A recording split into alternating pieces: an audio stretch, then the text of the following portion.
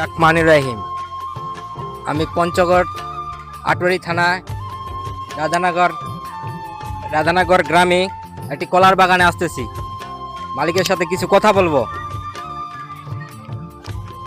আসসালামু আলাইকুম। আসসালাম। কি করতেছেন?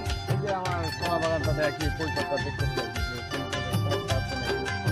কলার বাগান কতদিন আগে লাগা হয়েছিল? এটা আমার প্রায় 10 মাস আগে লাগা হয়েছিল। নভেম্বর ডিসেম্বরে এটা লাগাইছে। এই কলার বাগান আপনার কি পরিমাণ লাভ দেখা যাচ্ছে? এখন এটা লাভ মোটামুটি আমি যেটা করছি আমার ভালোই লাভ হয়েছে আর কি। যে 50 শতকে আমার প্রায় 80-90 হাজার টাকার মতো ইনকাম হচ্ছে আর কি। আরো মনে করেন যে আরো কিছু আছে, যে এগুলোতে আশা করি আরো 20-25 হাজার টাকার মতো মানে বিক্রি করা যাবে। এটার জন্য আমরা পঞ্চগড় থেকে আসছি। এই কলার বাগানে কিছু কথা বলবো মালিকের সাথে। এটাই আর কি। তো আপনার কি একটাই বাগান? না, আমার পার্শ্ববর্তী আরেকটা আছে, ওইখানেও প্রায় 50 শতকের মতো আছে। ওটা আবার অন্য জাতের লাগা হয়েছে। আচ্ছা, আমরা ওইটা বাগানেই যাই, কিছু কথা বলবো আপনার সাথে আর কি।